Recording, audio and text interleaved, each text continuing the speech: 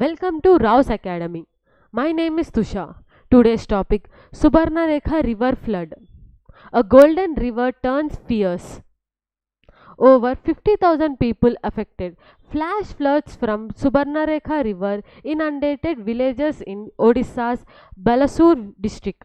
It originates from Ranchi, Jharkhand and flows into Bay of Bengal.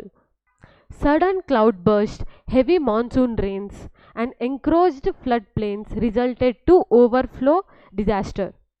Tributaries like Karkhai and Kanji added to the flood volume. Affected states are Jharkhand, Odisha, and West Bengal. Government actions.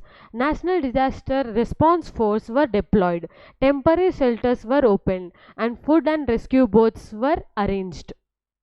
Climate change is making monsoon floods more frequent and intense.